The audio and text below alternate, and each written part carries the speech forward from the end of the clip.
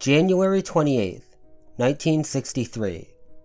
Australian actress Marcia Hathaway was enjoying her day off by going to Sydney's Little Bay Beach.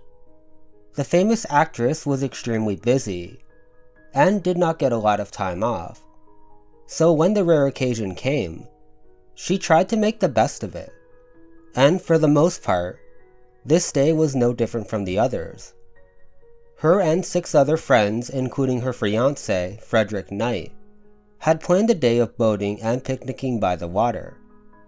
However, after a few hours, one of the men dared Marcia to jump into the water to prove she could swim. She obliged and jumped in. She immediately welcomed the cool sensation. However, after a few minutes, Frederick became worried. Marcia started swimming further and further away from the boat. Worried, he told her not to go too far offshore. She looked at him and smiled and nodded her head.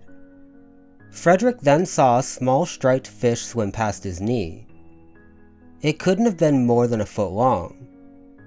For the next few moments, he stared at it, trying to figure out what kind of species it could possibly be.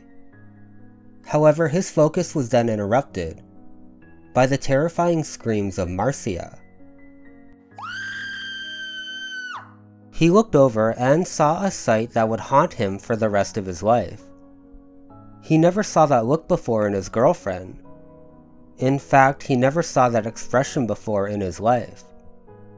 And as the water turned red all around her, he knew what it was. It was the gaze of true and utter fear, as Marcia was being eaten alive in front of her friends. Hello, my name is Joseph Palmer, and today I wanted to talk about the heartbreaking death of actress Marcia Hathaway, a 32-year-old woman who was eaten alive by a shark while swimming in Little Bay Beach in 1963. A quick warning before we begin.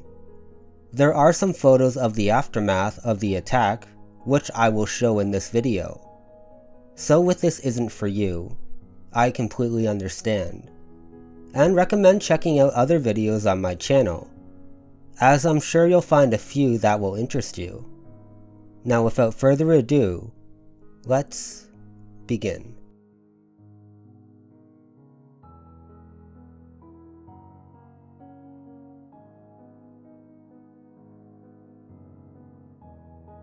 Marcia Nellie Hathaway was born on February 8, 1930, in Milsons Point, New South Wales. Ever since she was little, Marcia always dreamed of becoming an actress, working tirelessly to study screenplays. In the beginning, she found work as a voice actress, starring in many radio dramas for Australia's largest radio station, Sydney Radio. She did well in her early years.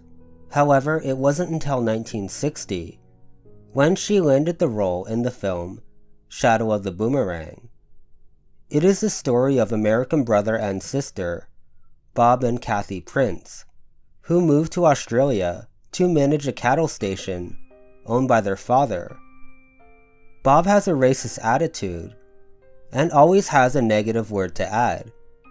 Kathy, on the other hand, is sincere, lovable, who provides a reasonable balance.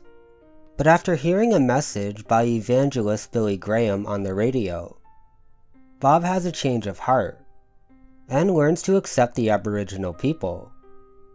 The film was received well, getting relatively decent scores, and in 1961, Marcia secured a role on the TV film Harlequinade. At this point in time, the 31-year-old actress was a working actor, and people believe her star would only increase from there. She also found love, becoming engaged to a man by the name of Frederick Knight. Unfortunately, all good things cannot last forever, and on January 28, 1963, Marcia, Frederick, and a few other friends decided to spend the day on the water, in Middle Harbor. During the boat trip, a friend dared Marcia to prove she could swim. Not wanting to disappoint, she jumped into the water. Frederick joined her, and after a few moments, Marcia believed she was struck by an octopus in just 30 inches of water. Quote, "We had been in the water for about 5 minutes, and I was about 12 to 15 feet away from Marcia, with my back to her. And then I heard her call out, 'I think an octopus has got me.' But when Knight looked down, his blood ran cold. Instead of an octopus, he saw his lover being dragged underwater by a bull shark. He sprang into action and bravely tried to wrestle the massive bull shark, even straddling its back at one point in his efforts to free Hathaway.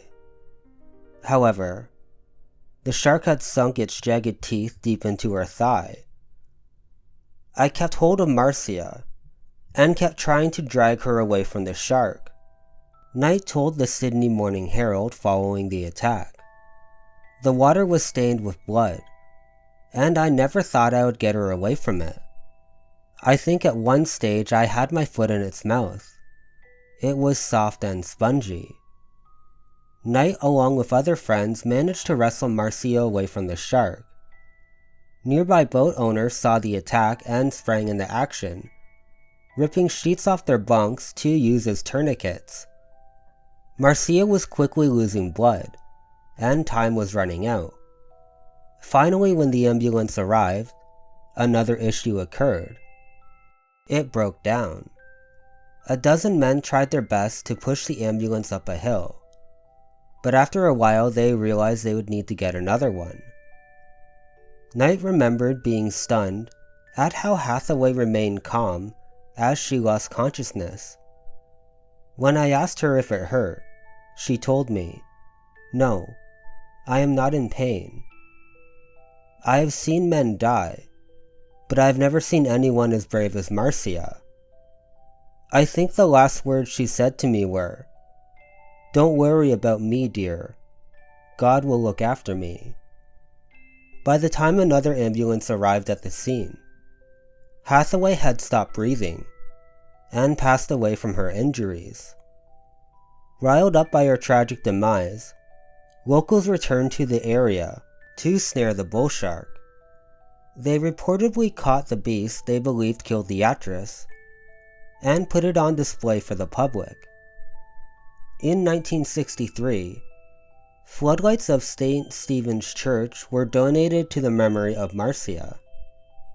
A plaque inside the church reads, "The floodlights of this church were donated by members of the performing arts to the glory of God and in memory of Marcia Ann Hathaway, actress and devout Christian, victim of a shark attack in Middle Harbor." Marcia Hathaway was a beautiful woman, well on her way to becoming a star. Unfortunately, her life was cut short by a bull shark. Although Marcia passed away, she left behind a loving fiancé who would cherish her memory for the rest of his life.